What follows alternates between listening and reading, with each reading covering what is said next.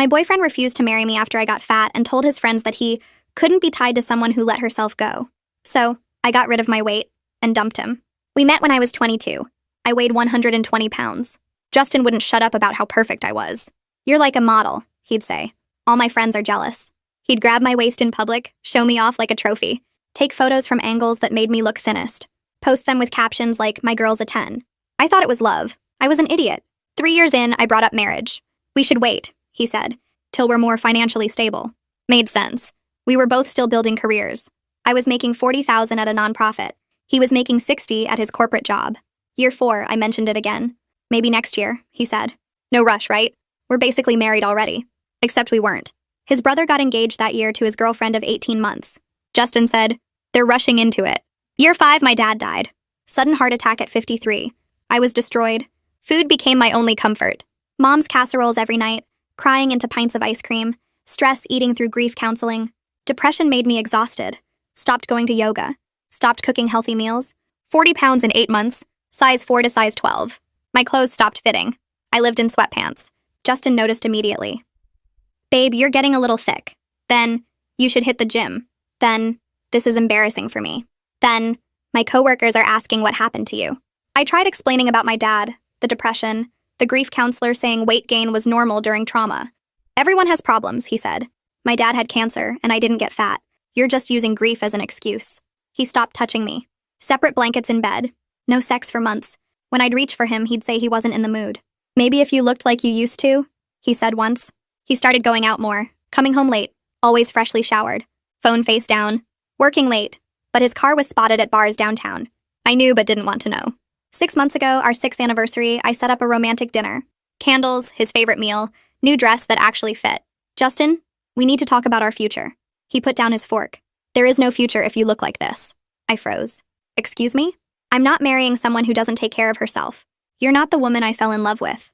That woman was beautiful. That woman made me look good.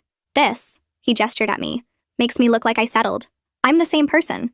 "No, you're twice the person." He laughed at his own joke. "Look, lose the weight, then we'll talk about marriage. But right now, I'm embarrassed to be seen with you. Do you know what people think when they see us together? They think I'm desperate. They wonder what's wrong with me that I'm with someone who looks like you." Tears were falling. "Someone who looks like me? Fat, Amy. The word is fat. And I didn't sign up for fat. I signed up for the hot girl who did yoga and counted calories and made my friends jealous. So either find her again or I'll find someone else who looks like her." I joined a gym the next day, 5 a.m., mostly empty except for serious athletes. That's where I met Antonio, the trainer. 6'3", built like a sculpture, kind eyes. "First time?" he asked. I nodded, embarrassed in my tight workout clothes. "We all start somewhere," he said. "You showing up is already winning." He offered to train me. 2 weeks in, he asked, "What's your goal?" "To lose 40 pounds. "Why?" "My boyfriend won't marry me until I do." Antonio stopped spotting my bench press. "Your boyfriend sounds like trash. But hey, his loss will be someone else's gain." Every morning, 5 a.m., Antonio and I trained.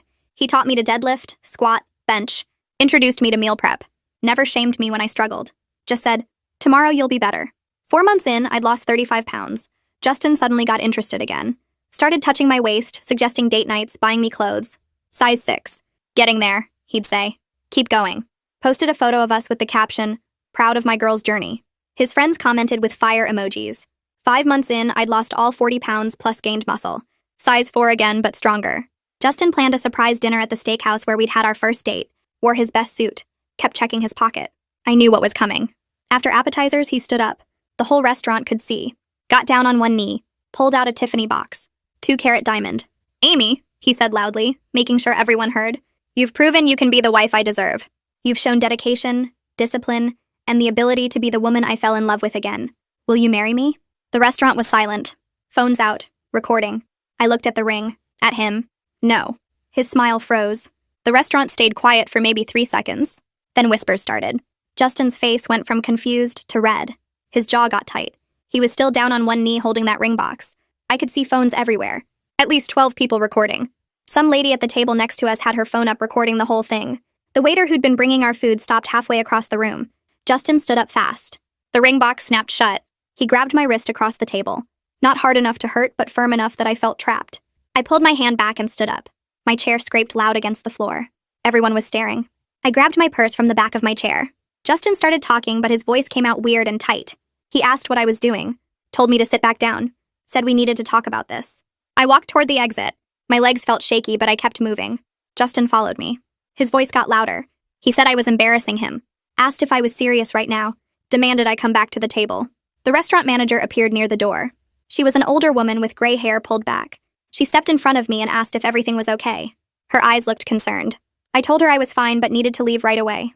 She nodded and moved aside. Justin tried to follow me out, but the manager put her hand up and asked him to please return to his table. I pushed through the door into the cold night air. My car was parked 3 blocks away.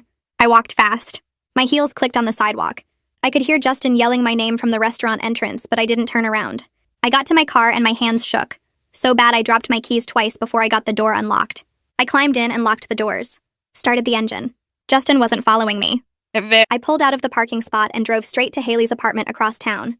The drive took 20 minutes. I didn't cry. I just gripped the steering wheel and focused on the road. Haley lived in a small building near the college where we'd met 8 years ago. I parked in front and texted her that I was outside. She opened her apartment door before I even knocked, took one look at my face and pulled me inside without saying anything. Her apartment smelled like vanilla candles. She guided me to her couch, asked if I wanted water or tea. I shook my head. Then I started crying. Not quiet tears, big ugly sobs that made my whole body shake. Haley sat next to me and put her arm around my shoulders. She didn't ask what happened, just let me cry. After maybe 10 minutes, I could breathe again. I told her Justin proposed. She waited. I said I told him no. She squeezed my shoulder and said good. My phone started buzzing in my purse. Once, twice, then constant buzzing. I pulled it out. Text messages filling my screen. Justin's name, his brother, his mom. Numbers I didn't recognize. The buzzing wouldn't stop. Haley took my phone and looked at the screen. She scrolled through some messages. Her face got angry. She turned the phone toward me. Justin's message said I was an ungrateful bitch who embarrassed him in public after everything he did for me. Said I owed him an explanation. Called me selfish and cruel. Haley asked if I wanted to read the rest. I shook my head. She held down the power button and turned off my phone. Set it on her coffee table face down.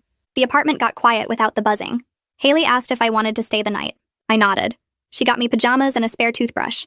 I changed in her bathroom, washed my face, looked at myself in the mirror. My makeup was smeared. My eyes were red and puffy. But I didn't look sad. I looked relieved. We stayed up talking until 3 in the morning. Haley made tea. We sat on her couch with blankets. I told her everything Justin said over the past year. The comments about my weight, how he stopped touching me, the way he only got interested again after I lost the pounds. Haley listened to all of it. Then she started pointing things out. Said Justin only ever complimented my looks, never my personality or brain or kindness. Said he withdrew love and affection as punishment when I didn't meet his standards. Said that wasn't love, that was control. She reminded me how he used to get mad if I wore clothes he didn't like. How he always wanted me to post certain photos on social media. How he showed me off to his friends like I was something he owned. I'd known all this somewhere deep down, but hearing Haley say it out loud made it real, made it clear. We finally went to sleep around 3:30. Haley gave me her bed and took the couch. I lay there in the dark thinking about 6 years with Justin. How much time I wasted. But also how glad I was that I said no. Morning came too fast. Light through Haley's curtains woke me up at 6. I checked the time on her alarm clock. I was supposed to meet Antonio at the gym at 5. I'd missed our session. I found my phone on the coffee table where Haley left it. Turned it on. 53 notifications. I ignored all of them except I opened my messages and found Antonio's name. Texted him that I couldn't make training today. Then I typed out what happened last night. Kept it short. Said Justin proposed and I said no and I needed a day to deal with everything. Antonio responded in less than a minute. Said he was proud of me. Said I did the right thing. Offered to help if I needed anything. Said his support wasn't going anywhere. Reading his message made me start crying again. But different crying. Relief crying. Because Antonio's support never came with conditions or requirements or standards I had to meet. He just cared about me as a person. Not as a body or a trophy or something to show off. I wiped my eyes and called my mom. She answered on the second ring. Asked if I was okay because I never called this early. I told her everything. About Justin's proposal. About saying no. About all the cruel things he said that I'd been too ashamed to tell her before. The comments about my weight. How he said he was embarrassed to be seen with me. How he only proposed after I lost 40 pounds. Mom got quiet for a long time. Then she said she was furious. Said she never liked how Justin showed me off like a prize when I was thin, but treated me like a burden when I gained weight. Said she'd been biting her tongue for months hoping I'd figure it out myself. Said she was proud of me for walking away. We talked for almost an hour. By the time I hung up, Haley was awake making coffee in her kitchen. She poured me a cup. We sat at her small table. My phone buzzed. My sister Scarlett calling. I answered. She said Mom told her what happened. said she was coming over. I gave her Haley's address. Scarlett showed up 40 minutes later with a grocery bag full of my favorite snacks, chips and cookies and chocolate.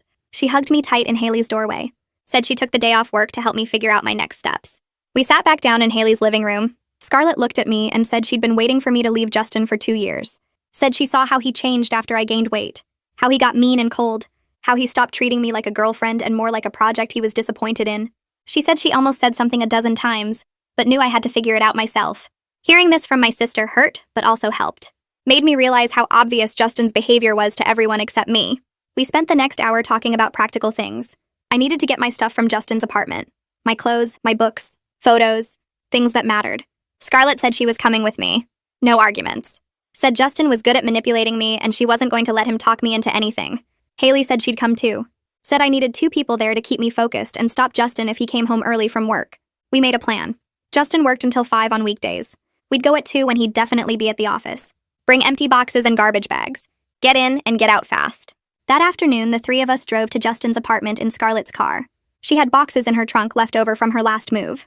We pulled into the parking lot at exactly 2:15. I had a key to Justin's place on my keyring. Had for 3 years. My hands shook when I tried to put the key in the lock. Took me 3 tries. The door finally opened.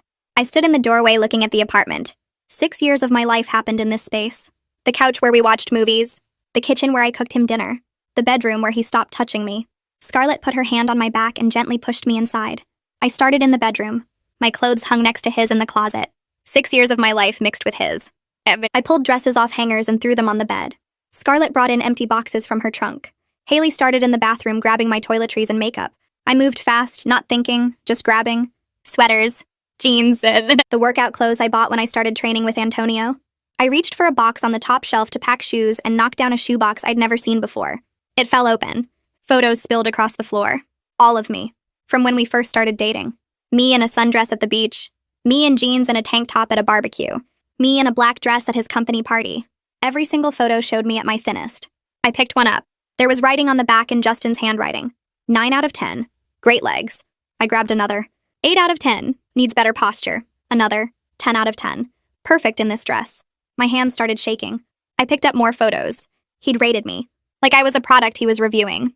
Notes about my body in every single picture. Too much makeup. Hair looks better down. This angle hides her stomach. Scarlett came back into the bedroom and saw me sitting on the floor surrounded by photos. She knelt down and picked one up. Read the back. Her face went red. She didn't say anything. Just started taking photos out of the box one by one. Reading each note. Her jaw getting tighter with every word. There were at least 50 photos in that box. All rated. All commented on. All focused on how I looked. Not who I was or what we were doing or any actual memory. Just my appearance scored like a judge at a competition. Haley walked in with an armful of my bathroom stuff and saw us on the floor. She put everything down and came over. Looked at the photos. Started reading the notes. Her mouth fell open. She looked at me and I could see she was trying not to cry. I felt numb. Not even sad anymore. Just empty. This was who Justin really was. Someone who kept a secret box of rated photos of his girlfriend like some kind of weird science project. Scarlett stood up and walked out of the bedroom. I heard her in the living room. Then I heard her say a bad word. Really loud. Haley and I both got up and went to see what was wrong. Scarlett was standing at the dining table. Justin's laptop sat open. The screen was on. She pointed at it without saying anything. I walked over and looked. Dating apps. Multiple tabs open in his browser. One showed his profile on some site I'd never heard of. His photo, his bio, relationship status listed as single. I clicked through his browser history. 6 months of activity. Different dating sites. Women's profiles. Search filters set for fit body type and athletic build. Messages sent to dozens of women. Some responded, some didn't. He'd been actively looking for someone else while I was losing weight. While he was telling me to keep going. While he was posting about being proud of my journey. The whole time he had backup plans, other options, women who already looked the way he wanted. I felt sick. Scarlett grabbed my phone from my pocket and handed it to me. Take pictures of this. All of it. I didn't argue. I took photos of his profile, his messages, his search history showing months of activity, the filters he used, the types of women he contacted. All of them looked like me when we first met. Thin, conventionally pretty, the kind of women he could show off to his friends. Haley came over with the shoebox. Document this too. The rating notes. I took photos of several pages of his handwriting. His scores, his comments about my body, evidence of his obsession with my appearance, his need to rate and judge and control how I looked. We packed faster after that, threw things in boxes without folding them. I didn't care about being neat anymore. Just wanted to get out. Grabbed my books from the shelves, my photos from the walls, my kitchen stuff from the cabinets, things my dad gave me before he died, a blanket my mom made, items that actually mattered. 2 hours later, we had everything important packed. 6 boxes and 4 garbage bags. I left behind furniture and decorations and things Justin bought me. Didn't want any of it. I took my key off my keyring and put it on the kitchen counter. Wrote a note on a piece of paper. I'll get the rest later. Don't contact me. We carried boxes down to Scarlett's car in the parking lot. 3 trips up and down the stairs. I felt lighter with each box we loaded, like I was leaving weight behind instead of taking it with me. The physical stuff didn't matter. What mattered was getting away from someone who rated me like a product and shopped for replacements while pretending to support me. We were loading the last box when Justin's car pulled into the parking lot. He parked right behind Scarlett's car, blocked us in completely, got out and walked toward us. His face was red. He looked at the boxes in the trunk. At me. At Scarlett and Haley standing on either side of me. We need to talk. Alone. Scarlett crossed her arms. She's not going anywhere alone with you. Justin's jaw tightened. This is between me and Amy. Haley stepped closer to me. Anything you need to say, you can say in front of us. Justin looked at me like he expected me to tell them to leave. I didn't say anything. He ran his hand through his hair. Look, I didn't mean those things I said. About your weight. I was just trying to motivate you to be healthy. That's not how you motivate someone you love. Love doesn't come with a weight limit. He took a step closer. I backed up. You don't get it. I was helping you. Helping me? You called me fat. You said you were embarrassed to be seen with me. You stopped touching me. You made me feel worthless. That wasn't help. That was cruelty. It was motivation. Number. Motivation is support and encouragement. What you did was make love conditional on how I looked. And that's not love at all. His expression changed. Got harder. You're the one who embarrassed me. In front of everyone at that restaurant. All those people recording. You made me look like a fool. I made you look like a fool? You got down on one knee and proposed only after I lost 40 pounds. You treated me like garbage when I was grieving my dad. You only wanted to marry me when I met your physical standards. You made yourself look like a fool by thinking love works that way. Real love isn't conditional on dress size. That's not fair. What's not fair is 6 years of comments about my body. 6 years of being treated like a trophy when I was thin and a burden when I wasn't. What's not fair is finding out you were shopping for my replacement on dating apps while telling me you were proud of me. His face went white. You went through my laptop? Scarlett found it open. We saw everything. Your profiles, your messages, your search filters for athletic body types. You were looking for someone else the whole time I was killing myself at the gym trying to be good enough for you. Another car pulled into the parking lot. Justin's best friend Caleb got out and walked over. He looked at the boxes. At Justin. At me. What's going on? Justin gestured at me. She's throwing away 6 years over one bad moment. Caleb looked at me. Come on, Amy. You guys have been together forever. You can work through this. It wasn't one moment. It was years of him treating me differently based on how I looked. Years of cruel comments. Years of withdrawn affection when I didn't meet his standards. Years of being made to feel like I wasn't good enough unless I was thin. Caleb shook his head. Everyone has rough patches. You're making a huge mistake. The mistake was staying as long as I did. The mistake was thinking someone who only loved me when I looked a certain way actually loved me at all. Justin tried to move closer, but Scarlett blocked him. Move your car. We're leaving. Not until she agrees to talk to me properly. Without you two interfering. Haley pulled out her phone. Move your car or I'm calling the police. You're blocking us in. That's unlawful detention. Justin stared at her. You're not serious. Try me. Justin and Caleb looked at each other. Caleb said something quiet I couldn't hear. Justin's shoulders dropped. He walked back to his car, moved it to a parking spot. Scarlett, Haley, and I got in the car fast.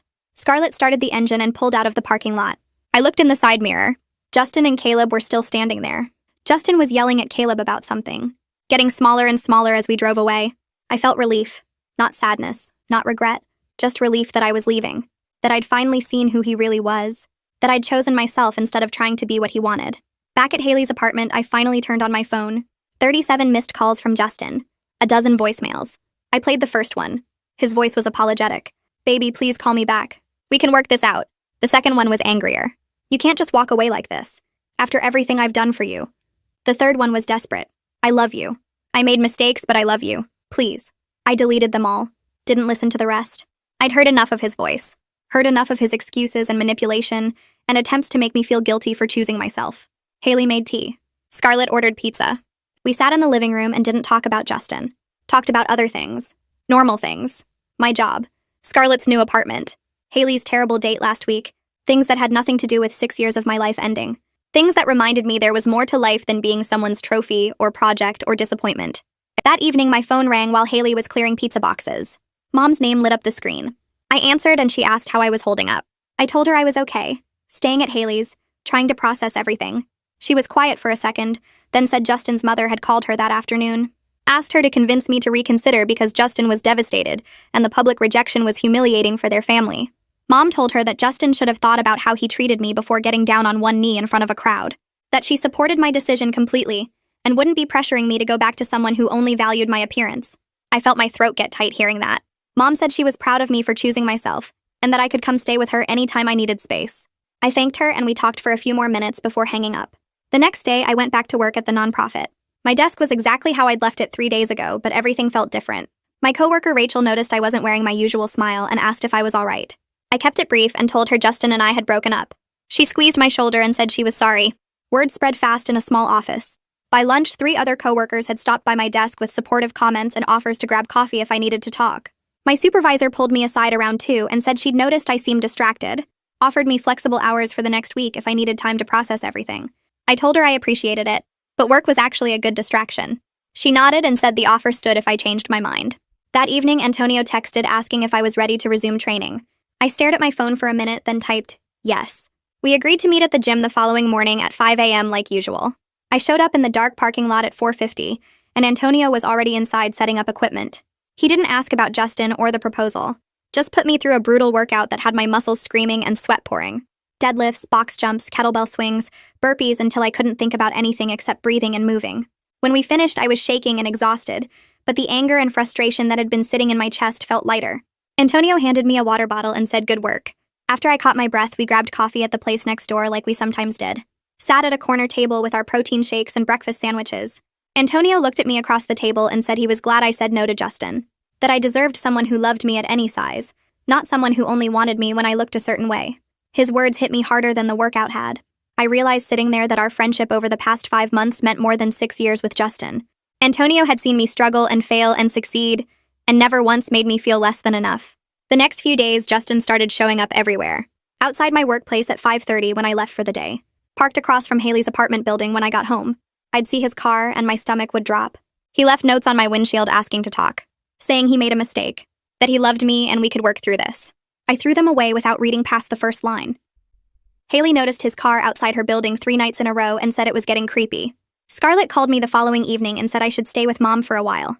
That Justin knowing where Haley lived and showing up there wasn't safe. I didn't want to agree because moving back to my childhood bedroom felt like going backward. But Scarlett was right. I packed a bag and drove to Mom's house that night. She had my old room ready with fresh sheets and said I could stay as long as I needed. Sleeping in my twin bed surrounded by high school photos felt strange, but also comforting in a way I didn't expect. A week after the proposal, Haley texted me a link. Someone had posted a video of the restaurant scene on social media. I watched myself say no and walk out while Justin stayed frozen on one knee. The video had been shared hundreds of times around our city. Several people in the comments recognized us. Most of the comments were supportive, saying I did the right thing and that Justin's proposal speech was gross. A few said I was cruel for rejecting him publicly, but those got ratioed by other commenters pointing out he chose to propose publicly, so he got rejected publicly. The video kept getting shared. By the end of the week, it had thousands of views. My phone rang 2 days later and I didn't recognize the number. Answered it anyway. Justin's brother was on the other end. Not Justin's mother this time, but his actual brother, whose name was also Justin, but everyone called him JK. He said he wanted to apologize for how his brother treated me. That he'd tried to talk to Justin about the weight comments months ago, but Justin wouldn't listen. JK admitted their family placed too much importance on appearance, and that Justin learned those values from their parents. He said he was sorry I had to deal with that for 6 years, and that I made the right choice walking away. I thanked him, and we talked for a few more minutes before hanging up. His apology meant something because it came without expectation or pressure. The next week, I started seeing a therapist. Found one who specialized in relationship trauma through my insurance. Sat in her office and told her everything about the past 6 years, the comments about my weight, the withdrawn affection, the conditional love. She listened and took notes, and when I finished, she said what Justin did was emotionally abusive. That making someone's worth dependent on their appearance was manipulation. That leaving was the healthiest choice I could have made. Hearing a professional validate what I'd been feeling helped something click into place. I wasn't overreacting or being dramatic. I was protecting myself from someone who hurt me. A few days later, Antonio texted and asked if I wanted to grab dinner sometime. Not as trainer and client, but as friends who enjoyed each other's company. I said yes immediately. We went to a casual Italian restaurant where the tables had red checkered cloths and candles in wine bottles. I ordered chicken parmesan without looking at the calories or thinking about whether Justin would approve. Antonio ordered lasagna, and we split garlic bread. We talked about everything except fitness and Justin. His family, my job, movies we'd seen, places we wanted to travel. The food was good and the conversation was easy, and I realized I was smiling more than I had in months. During dessert, Antonio got quiet for a minute and then told me about his ex from 2 years ago. She worked in finance and made good money and constantly put down his career as a personal trainer. Said he was wasting his potential and should get a real job with benefits and a retirement plan. She wanted him to wear different clothes and act different around her work friends and basically become someone else entirely. He stayed longer than he should have because he kept thinking maybe she had a point and maybe he should want those things. But one day he realized he was miserable pretending to be someone he wasn't, and he left. He looked at me across the table and said watching me walk away from Justin reminded him why he made that choice. That we both deserved people who loved us exactly as we were without conditions or requirements. I felt something shift in my chest hearing him say that, because Justin never once loved me without conditions attached. The next morning, a delivery truck pulled up to my mom's house while I was having coffee in the kitchen. The driver carried in a huge arrangement of roses and lilies with a card that said, Justin would wait as long as it took for me to forgive him and come back. My mom read the card over my shoulder and made a disgusted sound. I carried the whole arrangement straight to the garage and dumped it in the trash bin without a second thought. Then I pulled out my phone and blocked Justin's number on everything including social media and email. Mom squeezed my shoulder and said she was proud of me for not giving him another chance to manipulate me into feeling guilty. 2 days later, my supervisor called me into her office at the nonprofit, and I thought maybe I was in trouble for being distracted. Instead, she offered me a promotion to program coordinator with a salary bump to $52,000. She said I'd been dedicated to the organization for 3 years, and my work on the recent grant proposal showed I was ready for more responsibility. I accepted immediately and probably said thank you 5 times before leaving her office. The timing felt perfect, like the universe was supporting my decision to start fresh without Justin holding me back from opportunities. That weekend, I went apartment hunting and found a 1-bedroom place 3 blocks from my office. The rent was affordable and the building was older but well-maintained with hardwood floors and big windows. I signed the lease that afternoon and texted Scarlett and Haley to tell them I had my own place for the first time ever. They both showed up the day I got the keys with boxes and cleaning supplies ready to help me move.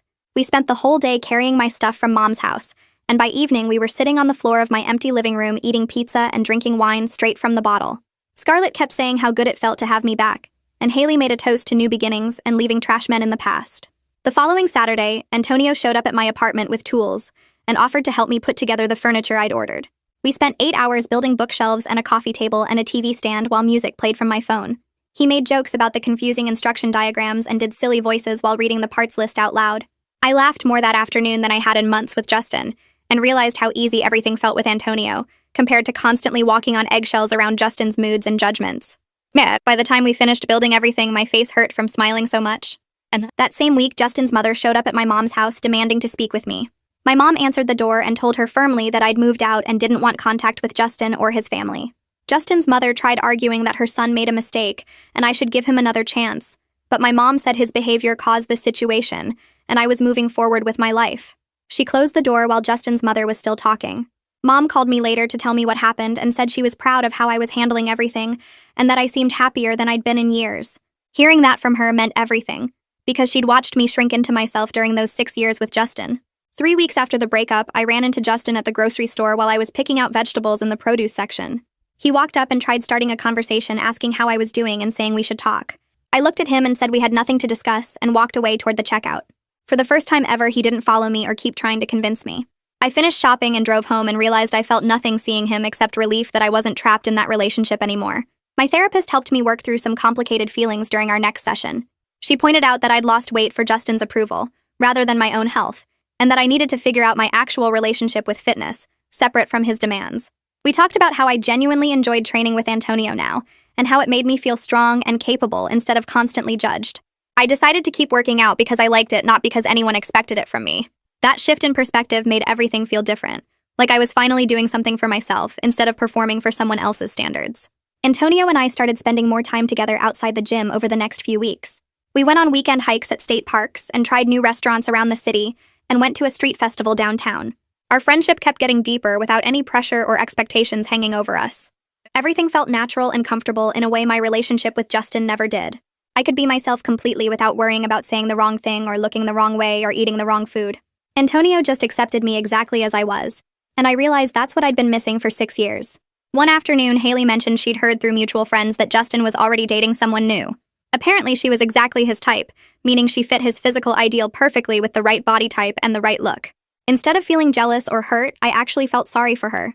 She had no idea yet how conditional his affection would be, or how quickly he'd withdraw his love if she gained weight or stopped meeting his standards. I hoped she'd figure it out faster than I did, and get out before wasting 6 years waiting for a proposal that would only come with requirements attached. The next weekend, I went shopping alone for the first time in years. I drove to the mall and walked through stores I'd avoided because Justin always said they made me look frumpy or cheap.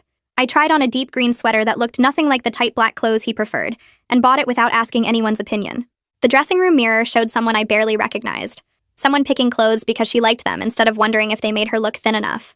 I bought 3 new work outfits, a comfortable pair of jeans and 2 dresses that actually fit my new body instead of trying to hide it. At the checkout counter, I handed over my credit card and felt something shift inside me, like I was buying clothes for a person who actually existed instead of performing for someone else. The bags felt heavy walking back to my car, but in a good way, like I was carrying proof that I could make choices just for myself. Mom called on Tuesday to invite me to Thanksgiving, and mentioned she didn't invite Justin this year even though his mother asked her to. She said the holiday would be just family, and that she wanted it to be peaceful without any tension or awkwardness. Thanksgiving morning, I drove to her house and helped her make stuffing while Scarlett set the table and complained about her dating life. We laughed more during dinner than we had in years, and I realized how much energy I'd spent during previous holidays trying to make sure Justin was comfortable and impressed with my family. Mom made my favorite pumpkin pie and didn't mention my weight or ask if I wanted a small piece. We watched football afterward, and I fell asleep on the couch feeling full and content, without any guilt about what I'd eaten or how I looked. Antonio texted me the next week asking if I wanted to come to a holiday party his gym was hosting on Saturday night. I showed up wearing one of my new dresses, and immediately felt nervous walking into a room full of fit people who all seemed to know each other. Antonio spotted me right away and came over with a huge smile, introducing me to his friends and the other trainers who worked at the gym. Everyone was nice and asked about my training progress, and several people mentioned that Antonio talked about me all the time. One of the female trainers teased him about how he always brings me up during staff meetings, and I watched his face turn red while he tried to change the subject. We stood by the food table talking for over an hour, and I noticed how comfortable everything felt with him, how I wasn't worried about saying the wrong thing or looking the wrong way. After the party ended, Antonio walked me to my car in the parking lot. The December air felt cold and I could see my breath in the streetlight. He stopped next to my car and looked at me with an expression I'd seen before, but never let myself acknowledge. He said he needed to tell me something, and that he'd been thinking about it for weeks. He admitted he'd developed feelings for me that went beyond friendship, but didn't want to pressure me since I'd just left a long relationship. His words hung in the cold air between us, and I felt my heart speed up. I told him I'd been feeling the same way but needed time to heal first, and his whole face relaxed like he'd been holding his breath waiting for my answer. He asked if I'd want to try dating when I felt ready, and I said I already felt ready, that he'd shown me what real support looked like, and I didn't want to waste more time being afraid. We started dating officially the next week and took everything slowly. Antonio planned simple dates like coffee shops and walks in the park instead of fancy restaurants where I'd feel on display. He never commented on what I ordered or how much I ate, just seemed happy to be spending time with me. When I mentioned feeling insecure about my body after years of Justin's criticism, Antonio listened without trying to fix it or tell me I was being ridiculous. He consistently showed through small actions that he valued who I was as a person, like remembering details about my work projects and asking thoughtful questions about my family. We kissed for the first time after our 3rd official date, and it felt completely different from kissing Justin, like I wasn't being evaluated or judged but actually wanted. 2 weeks into dating, Justin found out about my relationship with Antonio through social media. My phone exploded with angry messages calling Antonio unprofessional and accusing him of pursuing me while I was vulnerable. Justin wrote that Antonio took advantage of me during a difficult time, and that real trainers don't date their clients. He sent multiple texts saying I'd been manipulated, and that he was considering reporting Antonio to the gym management. I read through all the messages feeling my stomach turn, then blocked Justin on every platform I could think of. I refused to respond or engage with his attempts to make me feel guilty for moving on with my life. Antonio saw the messages before I blocked Justin and got quiet for a minute before saying he was sorry I had to deal with that and asking if I wanted him to respond. I told him Justin didn't deserve any more of our energy. My next therapy session focused on processing the guilt Justin tried to create with those messages. My therapist pointed out that his anger came from losing control over me rather than genuine hurt feelings about the relationship ending. She reminded me that I had every right to move forward with my life, and that Justin's opinion about my choices didn't matter anymore. We talked about how abusers often try to interfere with new relationships because they can't stand seeing their former partners happy without them. She said the fact that I immediately blocked him instead of defending myself showed real growth, and that I should be proud of setting that boundary. I left her office feeling more confident that I'd made the right choice with Antonio, and that Justin's manipulation tactics wouldn't work on me anymore. 3 months after the breakup, I was thriving at my new job as senior program coordinator. My supervisor praised my work on a grant proposal that brought in $50,000 for our programs, and my coworkers started coming to me for advice on their projects. My relationship with Antonio kept growing stronger through honest conversations about our needs and boundaries. We talked about past relationships and what we wanted for the future without any games or hidden expectations. Everything felt balanced and healthy in ways my relationship with Justin never did, like we were building something together instead of me constantly trying to meet impossible standards. Antonio met my family at a casual dinner and everyone loved him, especially Mom, who pulled me aside later to say she could see how happy I was. Scarlett came over to my apartment one evening, and we sat on my couch drinking wine while she scrolled through old photos on her phone. She stopped on a picture from 2 years ago at a family barbecue and showed it to me. I looked exhausted in the photo, my smile forced and my posture tense. Scarlett said I seemed like a completely different person now, more confident and genuinely happy instead of constantly anxious about meeting impossible standards. She told me she had her real sister back after watching Justin slowly diminish my personality over 6 years. I started crying and she hugged me, saying she was so proud of me for leaving and for building a life that actually made me happy. We stayed up late talking about everything I'd been through and everything that was different now, and I felt grateful to have people in my life who actually wanted me to be happy. Antonio and I took a weekend trip to the mountains in late February. We drove up Friday after work and spent Saturday hiking trails through pine forests. The air felt crisp and clean, and I could see my breath as we climbed higher. We reached a scenic overlook around noon and sat on a flat rock eating sandwiches while looking out over the valley below. Antonio got quiet for a minute and then said he needed to tell me something. He said he was falling in love with me, and that being with me felt natural and right in a way nothing else in his life ever had. I felt tears start in my eyes and told him I was falling in love with him too. We sat there holding hands and looking at the mountains, and everything felt perfect without any performance or conditions attached. This was what love was supposed to feel like, and I'd wasted 6 years not knowing the difference. 2 weeks after the mountain trip, I stopped at a coffee shop near my apartment to grab something before work. The place was busy with the morning rush, and I stood in line checking my phone when someone tapped my shoulder. I turned around and saw Caleb Torres standing there holding a coffee cup and looking uncomfortable. He asked if we could talk for a minute, and I almost said no, but something about his expression made me agree. We moved to a corner table away from the crowd, and he sat down across from me looking at his hands. He said he needed to apologize for what he said at Justin's apartment that day when I was moving out. He told me he was wrong to try convincing me to stay, and that he didn't understand the full situation back then. Caleb explained that Justin had been angry and miserable since I left, and was taking it out on everyone around him, including their whole friend group. He said Justin blamed everyone else for what happened and refused to admit he did anything wrong. Caleb looked up at me and said he finally understood why I needed to leave after watching Justin's behavior over the past few months. He told me Justin was the same person he'd always been, but Caleb just hadn't wanted to see it before. I thanked him for the apology and told him I appreciated it, but that I'd moved on completely. He nodded and said he could tell I looked happier than he'd ever seen me with Justin. We talked for a few more minutes about nothing important, and then I left to head to work feeling oddly satisfied that even Justin's best friend could see the truth now. My 1-year work anniversary at the nonprofit fell on the same week we received confirmation about a major grant I'd helped write and submit. The grant brought in $75,000 for our youth programs, and my supervisor called a staff meeting to announce the funding. She stood at the front of our conference room and talked about the team effort, but then specifically praised my contributions to the proposal. She said my research and writing had been important to securing the grant, and that the organization was lucky to have me. My coworkers clapped and several people congratulated me after the meeting ended. I sat at my desk afterward feeling proud of something I'd accomplished that had nothing to do with how I looked or what anyone thought of my appearance. This success came from my skills and hard work and dedication to the mission. Nobody cared what size clothes I wore or whether I matched some standard of physical perfection. They valued what I contributed and the results I produced. I spent the rest of the day working on program plans for how we'd use the grant money and felt more confident in my professional abilities than I ever had during my years with Justin. Antonio met my family the following weekend at a casual dinner Mom hosted at her house. I'd been nervous about it all week, but Antonio seemed completely relaxed when we arrived. Mom answered the door and immediately pulled him into a hug, saying she'd heard so much about him. Scarlett was already in the kitchen helping cook, and she came out to introduce herself with a big smile. We all sat around the dining table eating Mom's pot roast, and Antonio fit right in with the conversation. He asked Mom about her garden and listened to Scarlett talk about her job and shared funny stories about training clients at the gym. Nobody mentioned Justin once during dinner, which felt like a relief. After we finished eating, Mom asked me to help her get dessert from the kitchen, and once we were alone, she grabbed my hand.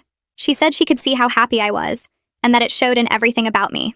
She told me Antonio looked at me the way someone should look at the person they love, and that she was glad I found someone who valued me properly.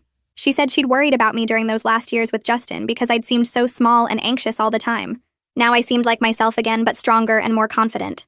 I hugged her and felt grateful that my family could see the difference too. A week later, I got a text from someone I knew casually from Justin's friend group, asking if I'd be willing to meet Justin to talk about closure. The message said Justin wanted to apologize properly and discuss ending things on better terms. I stared at my phone for a minute, thinking about how to respond. Then I typed back that I had all the closure I needed and asked that Justin respect my boundaries by not contacting me again through mutual friends or any other method. I said I'd moved on completely and had no interest in revisiting our relationship or hearing apologies that should have come months ago. I hit send and blocked the mutual friend's number because I didn't want to deal with any follow-up messages trying to convince me otherwise. Antonio was at my apartment when this happened, and I showed him the exchange. He asked if I was okay, and I realized I genuinely was. I felt nothing about Justin trying to reach out except mild annoyance that he couldn't accept my decision. Antonio said he was proud of me for maintaining my boundaries, and we spent the rest of the evening cooking dinner together and watching movies. The mutual friend managed to reach me through social media a few days later before I could block that account too. She sent a long message saying she'd delivered my response to Justin, and that he seemed genuinely surprised I was serious about never speaking to him again. She said he acted like he expected me to eventually forgive him and come back once I'd had time to cool off. The message described how Justin kept saying I was overreacting, and that couples fight and make up all the time. He apparently told their whole friend group that I was being dramatic, and that I'd realize I made a mistake soon enough. Reading this made me feel even more certain I'd made the right choice. Justin still didn't understand what he did wrong or why his behavior was unacceptable.